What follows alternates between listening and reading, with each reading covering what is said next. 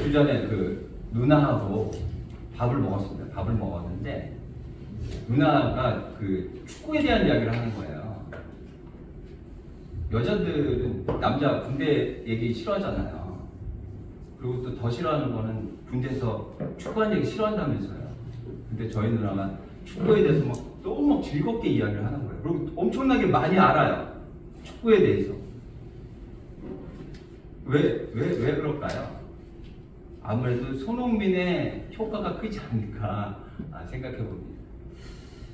여러분 좋아하시는 팀이 아마 토트넘 팀이 아닐까 싶어요. 토트넘 헛스퍼. 우리나라 분들이 제일 좋아하는 그 팀이 아무래도 우리나라의 프로팀보다도 토트넘 헛스퍼를 제일 좋아하지 않을까 싶어요. 관심도 제일 많으시고. 근데 토트넘 헛스퍼라는 팀에 대해서는 잘 몰라요. 제가 잠깐 설명해 드리도록 하겠습니다. 그 토트넘 헛스퍼 풋볼 클럽은 연고지가 잉글랜드 런던 북부 토트넘이에요. 그러니까 토트넘은 지역 이름입니다. 그리고 이제 뒤에 붙는 그 헛스퍼라는 이름이 이제 어떻게 붙었는지 제가 잠깐 설명해 드릴게요. 중세시대 잉글랜드에 위대한 장군이 있었대요. 그의 이름은 헨리 퍼시라고 그렇게 불렸다고 합니다. 스코틀랜드, 아일랜드하고 싸운 거 아시죠? 잉글랜드가 스코틀랜드와 아일랜드를 점령해가지고 하나의 영국이 이제 만들어진 거거든요. 그때 싸웠던 장군의 이름이에요. 헨리 퍼시가. 근데 이 사람의 영향력은 절대적이었다고 합니다. 용맹함이라면 누구에게나 뒤지지 않는 스코틀랜드, 아일랜드 전사들도 그 앞에서는 어린아이처럼 도망가기가 바빴대요. 어찌나 전장을 열심히 누볐는지 그의 말에 끼워진 박차는 늘 뜨거웠다고 합니다. 그 박차를 가야 된다 막 이러잖아요. 그게 뭐냐면 신발을 신으면 뒤에 이렇게 날카로운 게 있어요. 그래서 그걸 이렇게 차면 말이 깜짝깜짝 놀라서 더 빨리 달리게 됩니다. 그게 식을 시간이 없었대요. 그렇게 전장을 누비고 다녔다고 합니다. 그래서 그의 별명이 핫스퍼 병이라고 불렸대요. 그래서 그 이름을 가지고 와서 토트넘 헛스퍼라고 부르는 거예요. 그리고 그 엠블럼 있잖아요. 닭. 저 닭은 왜 엠블럼으로 닭을 썼을까 생각을 했었거든요. 저도. 하필이면 그렇게 많은 동물들이 많은데 하필이면 왜 싸움닭을 저기다가 했을까? 라고 생각했었는데 그 핫스퍼, 좀 전에 말씀드렸던 헨리 퍼시 이 사람이 가장 좋아하는 게 싸움닭이었대요. 그래서 싸움닭을 엠블렘으로 사용하게 됐다고 합니다. 그래서 지금의 토트넘 헛스퍼의 이름이 생겨났다고 그래요.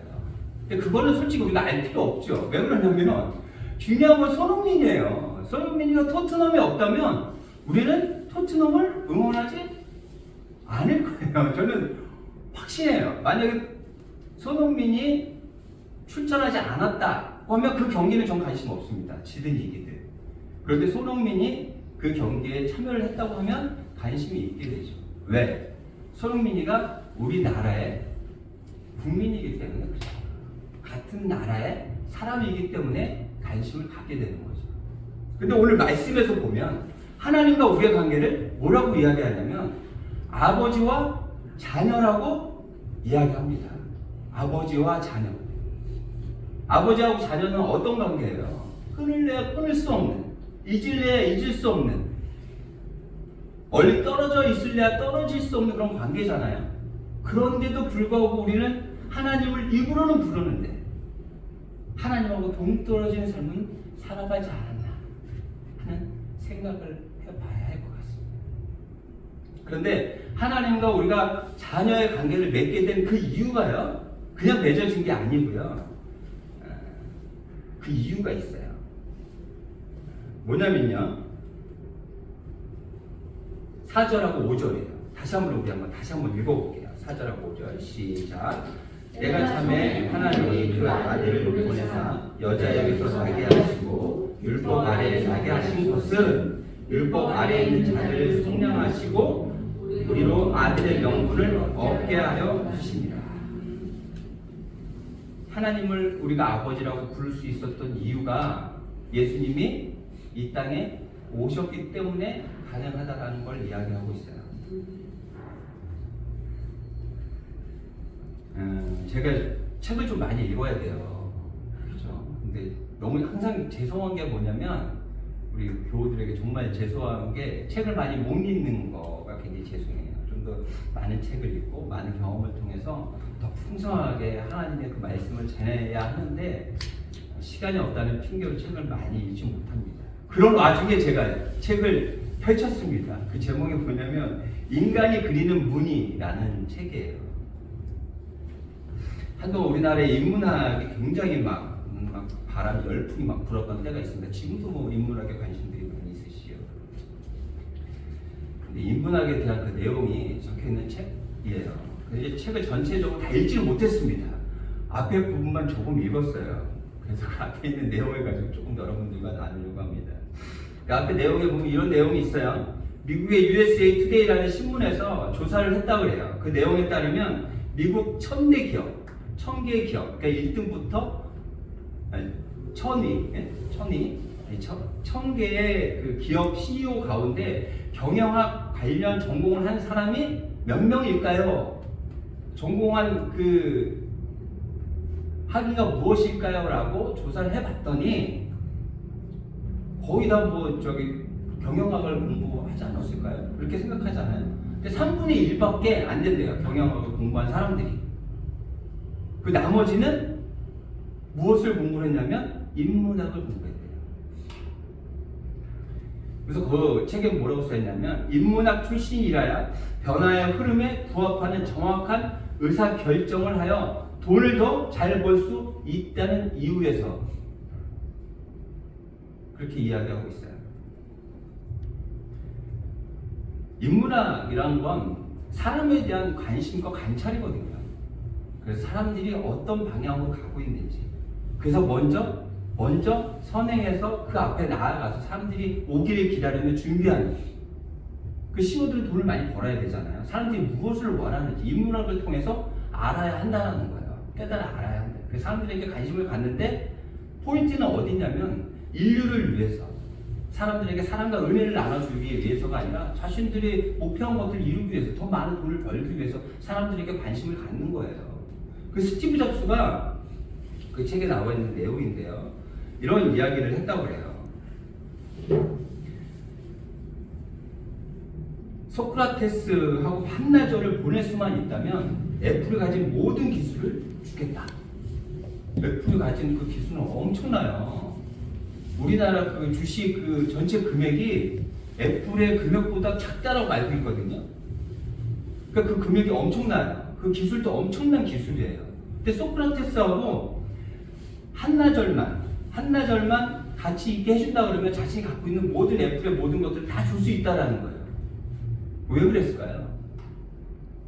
죽음을 사유하기 위해서, 내가 어떻게 살아가야 하는지, 아니면 내가 어느 곳에 의미를 두고 살아가야 하는지, 내가 어떤 모습으로 살아가야 하는지를 위해서 그 모든 것들을 다 주고 소크라테스와 대화하려고 했을까요? 근데 그 작가는 그렇게 적지 않습니다. 뭐라고 하냐면 소크라테스는 철학을 하는 사람들이잖아요. 철학을 하는 사람들은 사람들이 가야 하는 방향, 가야 할 길, 그 사람들이 걷는 그 방향성에 대해서 정확히 잘 안다라는 거예요. 그래서 소크라테스와 대화를 하고 그가 알고 있는 그 지식을 통해서 사람들이 가야 할 방향에 먼저 나아가서 자신이 원하는 더 많은 것들을 벌 수 있기 때문이라고 이 작가는 이야기하고 있어요. 그러니까 결국에 인문학을 공부하는 그 이유는 뭐냐면 내가 좀 더 많은 것들을 누리고 이익을 얻기 위함이라고 그 책은 이야기하고 있죠. 근데 저는 그 내용을 들으면서 이상하지 않았어요. 그거 당연하잖아요. 세상 사는 사람들의 방식이잖아요, 그게. 그렇죠? 이상하지 않았어요. 그런데 하나님의 방식은 달라요. 예수님이 이 땅에 오지 않으셔도 돼요. 하나님이 우편에 계신 그 예수님께서 그 낮은 곳에 와서 여자의 몸으로 율법 아래 태어나지 않으셨어도 돼요. 그런데 태어나셨어요. 그리고 우리의 문제를 본인이 해결하셨어요. 세상의 방식과는 완전히 다른 모습이죠. 우리가 상상할 수 없는 그런 모습이죠. 오늘 그 빌립보서 2장을 한번 가볼까요?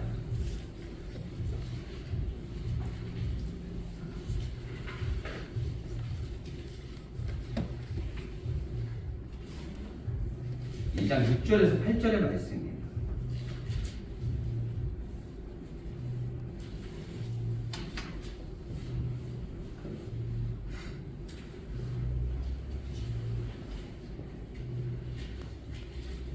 (6절에서 8절) 2장 6절에서 8절 같이 한번 쭉 읽어보겠습니다. 시작. 그는 근본 하나님의 본체시나 하나님과 동등됨을 취할 것으로 여기지 아니하시고 오히려 자기를 비워 종의 형체를 가지사 사람들과 같이 되셨고 사람의 모양으로 나타나사 자기를 낮추시고 죽기까지 복종하셨으니 곧 십자가에 죽으시냐. 사실 우리 이해 못해요. 세상의 방식으로 살아가는 우리는 이해 못한단 말이에요. 그런데 이 모습이 하나님의 방식이에요. 오지 않으셔도 되는데, 하지 않으셔도 되는데, 그런데 누구를 위해서 그 낮은 곳에 와서 그러한 치욕을, 그러한 희생을 하시게 되냐면 여러분들을 위해서, 아니 저를 위해서, 여러분 한 분 한 분을 위해서 예수님께서 그 일을 해내신 거예요.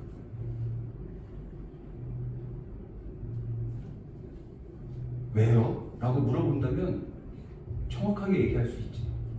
하나님이 우리 아버지이기 때문에, 우리는 하나님의 자녀이기 때문에 하나님이 그 일을 해내신 거죠. 그렇게 우리는 존귀한 자예요.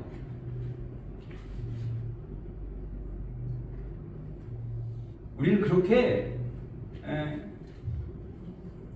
눈에 넣어도 아프지 않을 것 같은 그런 존귀한 자라니까요. 하나님 보시기에. 그래서 하나님께서 그런 일들을 행하신 거예요. 그래서 예수님께서 오셔서 우리가 감당할 수 없는, 할 수 없는 그런 일들을 해내신 거예요. 그래서 우리는 그런 존귀한 자라는 것들을 깨닫고 기쁨으로 감사로 살아내야 돼요. 근데 그렇게 살지 못해요. 안타깝지만. 오늘 말씀 뒤에 부분을 보면 9절의 말씀이에요. 제가 한번 쭉 읽어볼게요. 이제는 너희가 하나님을 알 뿐 아니라 더욱이 하나님이 아신 바 되었거늘 어찌하여 다시 약하고 천박한 초등학문으로 돌아가서 다시 그들에게 종노릇 하려 하느냐. 제가 이 말씀을 잠깐 이렇게 해석해 드리면, 약하고라는 말은 아스테네래요. 아스테네, 헬라어로 연약한, 무익함을 이야기한답니다. 그리고 천하는 포토카라고 부른대요, 헬라어로. 그래서 원래 사람들이 절대적인 궁핍으로 인해 구걸할 수밖에 없는 결핍 상태를 의미한다고 해요. 예수님께서 우리 때문에 오셨고 예수님께서 그 일들을 다 이뤄내셨어요. 우리는 그렇게 존귀한 자인데도 불구하고 그렇게 살아가지 못해요. 다 주셨는데 결핍한 자처럼, 궁핍한 자처럼,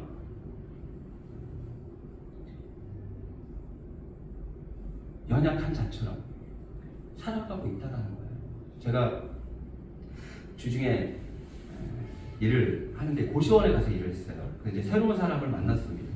새로운 사람을 만나는 40대 초반인데, 좀 막 파이팅이 넘쳐요. 처음 만났는데 뭐 일하는데 그 보면 알잖아요. 파이팅이 넘치고 아주 열심히 해요. 보니까 이제 일한 지가 얼마 안 된 것 같아요. 그런데 이야기를 잠깐 해봤는데, 첫날은 대화를 거의 못 해보고 둘째 날에 이제 뭐 시간이 좀 돼서 대화를 좀 했습니다.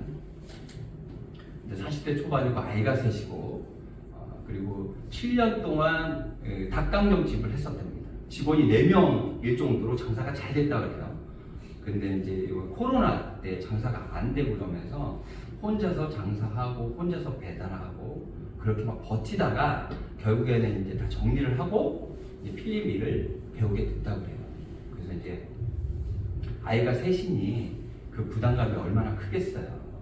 그리고 지금 받는 그 보수로는 제가 생각할 때는 굉장히 좀 부족할 거라는 생각이 들어요. 그래서 굉장히 열심히 하는 그런 모습을 보았습니다. 그리고 사람을 대하는 그런 모습도 굉장히 공손하고요. 굉장히 괜찮은 친구다라고 생각을 했었는데, 이야기하다 보니 기독교인이에요. 기독교인.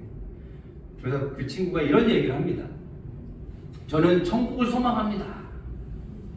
너무 좋죠. 저희도 천국을 소망하며 살죠. 천열매 되셨잖아요. 예수님께서 그 천열매 되신 것 때문에 우리는 그 열매로 나아가기 위해서 그 소망으로 또 살아간단 말이에요. 근데 그 다음 이야기가 이 이야기예요. 그래서 저는 하루라도 빨리 가고 싶습니다. 그 얘기를 듣는데 너무 속상한 거예요. 그건 아닙니다. 저도 그럴 때 있죠. 저도 빨리 가고 싶을 때 있어요. 근데 예수님께서 이 땅에 오신 건 이 지옥 같은 생활, 이 지옥 같은 지금 현실, 지금은 지옥이야. 너네가 죽고 나면 천국 갈 거야. 그래, 참고 견뎌야 돼가 아니거든요. 예수님이 오신 이유는 이 땅의 삶도 천국의 삶을 살길 바라시는 거예요. 이때 천국의 삶을 살지 못하는데 천국을 갈 수 있을까? 저는 진짜 의문이 들어요. 이 모든 것들을 하나님께서 만드셨고 우리를 주장하시는 분도 하나님이신데 지옥 같은 삶이라고 이야기하면서 천국을 소망한다? 좀 저는 그 말이 맞지 않는다는 생각이 들어요. 저도 지금이 천국입니다라고 얘기를 할 수는 없지만 천국의 삶이 될 수 있도록 부탄하게 기쁨으로 감사로 그 은혜를 기억하며 살아가야 하는 게 우리 모습이거든요.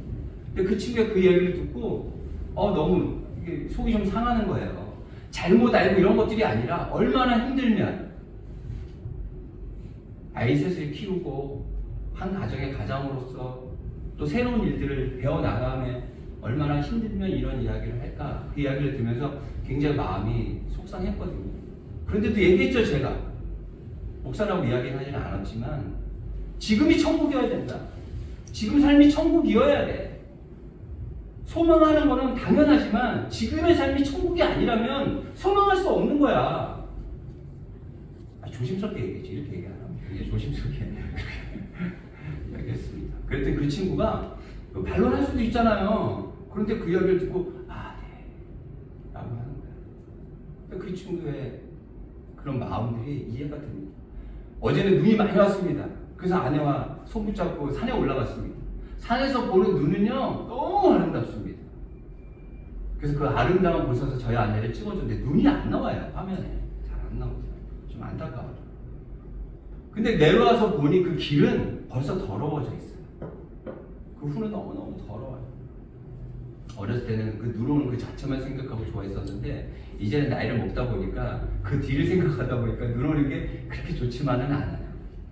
그래서 이제 내려와서 이제 아내와 이제 밥을 먹으려고 햄버거 집에 갔습니다. 그래서 이제 햄버거를 시켜서 2층에 올라가서 이제 앉아서 이제 밖을 내다보며 이제 커피 한 잔과 햄버거를 먹었는데요. 그 앞에 바로 대학교예요. 대학교 그 운동장에 빙상장을 만들어놨어요. 그래서 어떤 아이가 펭귄처럼 생긴 앞에 이렇게 끌고 다니는 것을 잡고 스케이트를 타는 모습을 보았습니다. 너무 귀엽더라고요. 그런데 한쪽에서는요 눈이 계속 오잖아요. 눈이 계속해서 밀어대요. 한 사람은 계속 퍼냅니다. 근데 우리가 햄버거를 먹기 시작했을 때부터 그걸 다 먹을 때까지 계속해서 하고 있어요. 왜요? 눈이 계속 오요. 앞으로도 눈이 계속 올 거예요. 그래서 눈을 계속해서 치우는 그 모습을 보면서 저는 이 생각을 했습니다. 우리의 삶의 모습 아닌가. 지금 먹어서 배부른데 우리는 또 다음 먹을 거를 걱정하며 살아가야 하는 게 우리의 모습 아닌가.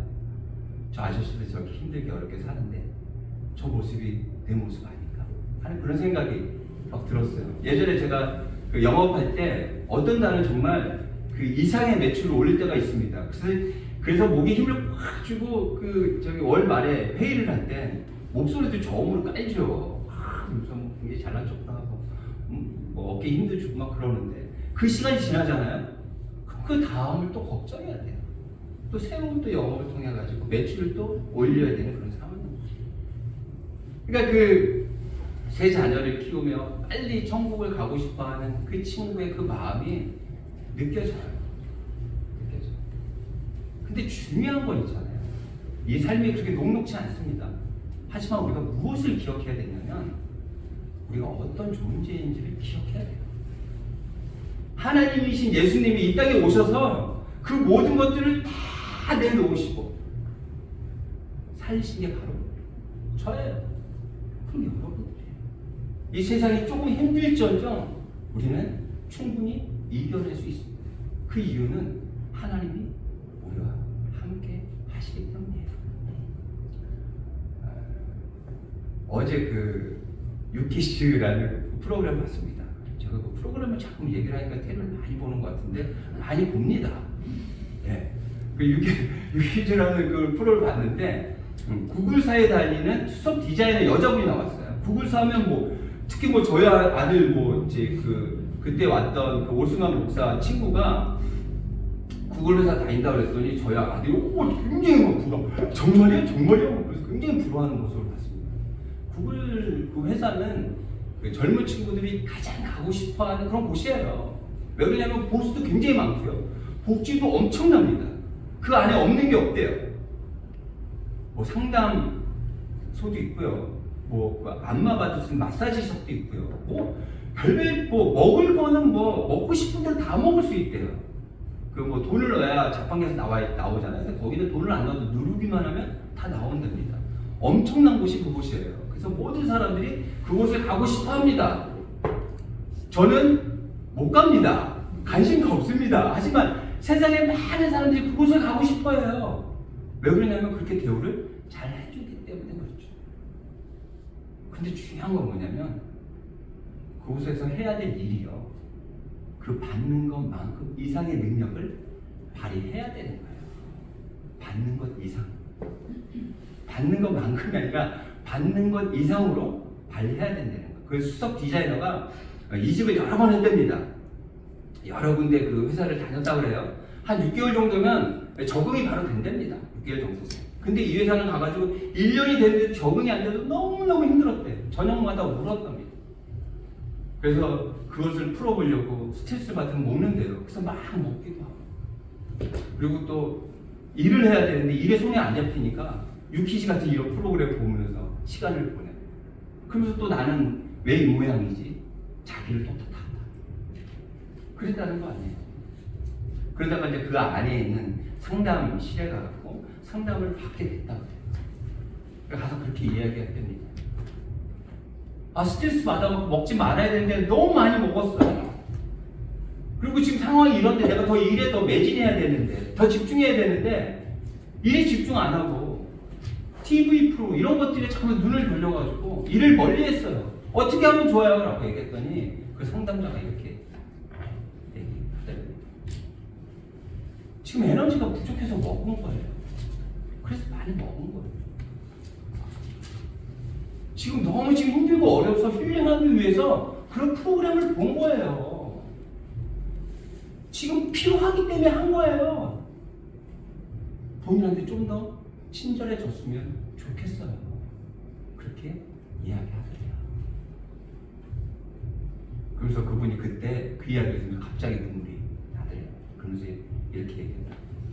왜 내가 나를 이렇게 못 살게 굴었을까? 라는 생각이 들었다는 거예요. 우리가 어떤 존재인지를 명확히 깨달아 알아야 돼요. 좀 전에 읽었던 구절이 있잖아요. 아까고 천박한 초등 학문으로 돌아가서 다시 그들에게 종료를 하려. 이 이야기가 무슨 이야기냐면 율법 아래 들어가가지고요. 다시 또 죄책감으로 사는 거예요. 열등감으로 사는 거예요. 나는 안 돼. 나는 안 된다니까. 나는 이런 인간이야. 라고 그렇게 살아간다는 거예요. 아니요. 예수님이 우리 때문에 이 땅에 오셨어요. 예수님이 다 해결하셨어요. 우리가 그렇게 존귀한 자예요. 그걸 깨달아 알아야 돼요. 그래야 하나님께서 말하시는 자녀다운 삶을 살아갈 수 있는 거예요. 그렇게 여러분들은 그렇게 존귀한 분이신 거예요. 하나님이 분명히 우리 앞에 계신다면 지금 이 자리에 우리와 함께 계시지만 이렇게 하셔서 우리에게 이런 이야기 하실 거예요. 너 내 눈에 넣어도 아프지 않아. 너 너무 소중하고 너무 아파. 라는 이야기를 하실 거라고 합니다. 우리의 존재가 어떤 존재인지 명확히 이 시간을 통해서 깨달아 알게 돼요. 그리고 또 지나간 시간들을 다시 한번 이런 모습인데도 불구하고 나를 낮추고 나를 폄하하고 죄책감에 사로잡혀서 살지는 않았는지 다시 한번 돌아보고 이제 다가오는 2024년도를 내가 어떻게 살아가야 할지 하나님의 자녀다운 삶이 어떤 모습인지 다시 한번 결단하고 그렇게 살아내는 여러분들이 되시기를 바랍니다.